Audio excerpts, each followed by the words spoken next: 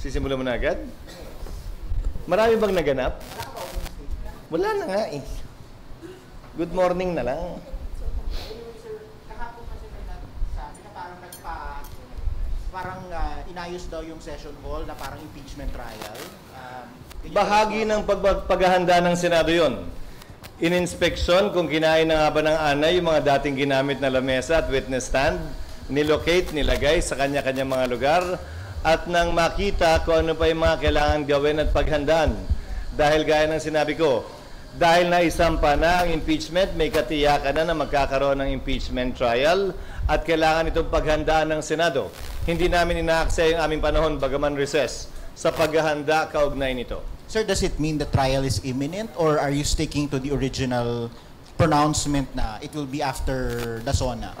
Wala namang magaganap dahil recess. Ulitin ko, ano man ang sinasabi ni Numan, hanggat walang sesyon at hindi na-convene ang may sesyon, walang trial na pwede maganap habang kami naka-recess. Klaro at maliwanag sa rules namin yun. Sir, meron ding inihaing petition kahapon yung Davao City Councilors. And kanina mismong si Vice President Sara Duterte nag-file din ng petition sa Supreme Court. I think yung kay VP is a petition for certiorari. What do you make of all these petitions? Marahil providential na hindi kami natuloy sa trial dahil nag-recess kami para lahat ng mga bagay na ito ay maidulog na sa Korte Suprema, mapagpasahan na ng Korte Suprema para wala nang pipigil o aantala pa sa trial ng Senado na mga ganitong uri ng teknikalidad o issue na maaaring i-bring up ng nasasakdal na si VP Sara. So may sapat na panahon ang Korte Suprema para resolbahan at sagutin ang lahat ng mga isyong ito bago pa man mag-convene ang impeachment court. Sir, you're assuming that there will be a ruling before June 2. But what if there's no ruling by June 2 or by Sinide? Again, the Senate will perform its duty and function under the Constitution unless there is a TRO, a temporary restraining order or a preliminary injunction issued by the Supreme Court. Absent that, we will continue with our duty regardless of the pendency of any case thus filed as of now or that may be filed in the future. Sir, may last question bago ko ipasa sa iba. Meron in the past na mga nagpapa-inhibit sa mga senador. Kapag ka ba meron nag-inhibit, does it make securing a conviction easier? Meaning, bababa yung threshold ng 2/3? Hindi. Ang inhibition ay voluntary sa parte ng sinumang impeachment judge. Nasa sa kanya yon. Hindi pwedeng pagbotohan ng impeachment court yan. Na majority wins, may inhibit ang isang impeachment judge. Hindi ganun yun. Voluntaryo ang pag-inhibit niya. At kung siya'y mag-inhibit, hindi mababago yung bilang na nakasaad sa saligang batas kaugnay ng 2/3 vote. So essentially, ang pag-inhibit o hindi pagboto, pagsali, ay bilang pabor sa nasasakdal. Dahil ang kinakailangang boto ay 2/3. Mag-inhibit, mag-absent, mag-abstain, bumoto ng no. Pare-pareho lang ang bilang nun. Papabor yun sa nasasakdal dahil ang binibilang to convict are 2/3 yes votes to convict. Sir, Mag-moderate na lang kayo, daling. hello. Sir, ang Korte Suprema doon sa petition for mandamus, may inihanda na ba ang Senate na sagot? Wala. A comment? Why? Wala. Nirefer namin ang bagay na yan sa Solicitor General's Office. Bilang abogado na tumatayo sa pamahalaan, Solgen ang sasagot, Solgen ang a-appear, Solgen ang mag-handle ng kaso para sa Senado. So ang Senado mismo, walang ginagawang pagsagot o preparasyon para sagutin yon. Solgen ang tatayong abogado ng Senado ron. So hindi po manggagaling sa Senate yung comment para isubmit sa Korte Suprema? Hindi. Bagaman may draft na pin-repair ang legal bilang advisory sa akin, ipo-forward din namin sa Solgen yun, but only for their information and consideration. It's the Solgen that will appear before the Supreme Court in behalf of the Senate.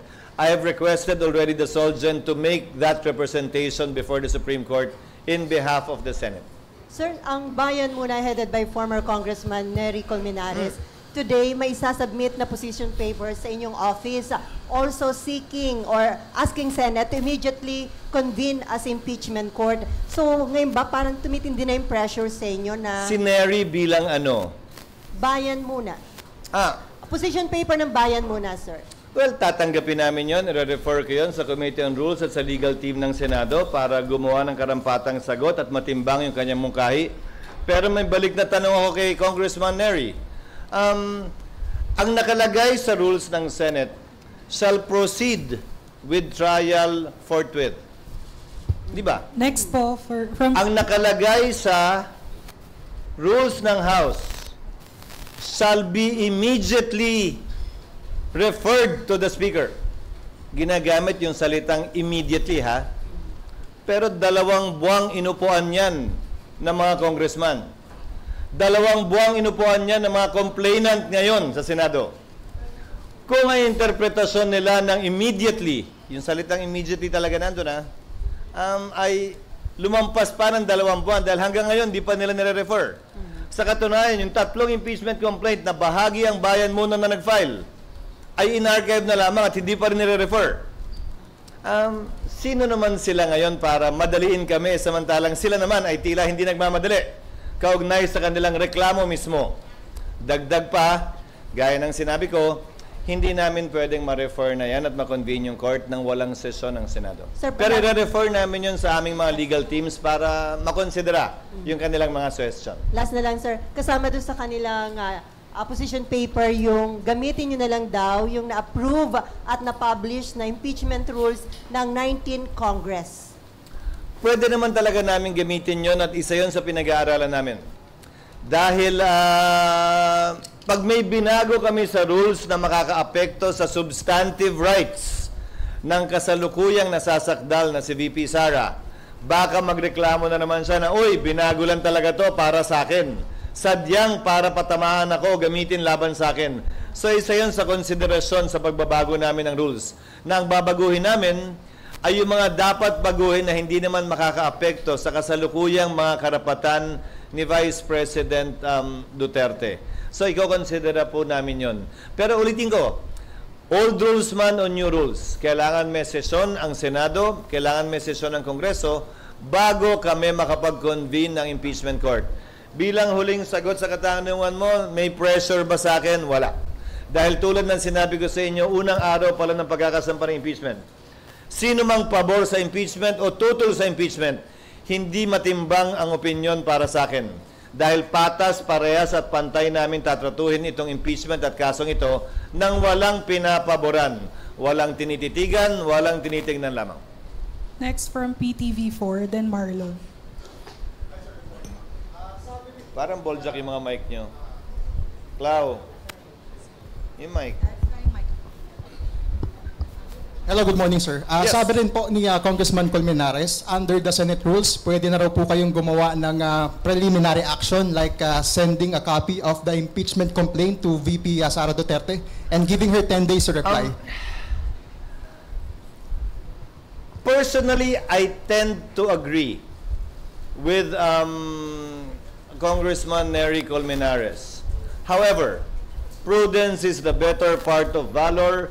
Hindi siya klarong nakalagay sa rules at isa yan sa pinag-aaralan naming iklaro sa rules. Nando naman na yan, hindi yan karagdagang kapangyarihan, ikaklaro lang. Para yan ang magawa namin sa recess dahil 2 linggo lamang ang sesyon ng Senado pag-resume namin sa June 2 at saka dahil may mga senador na mag-expire ang term sa June 30.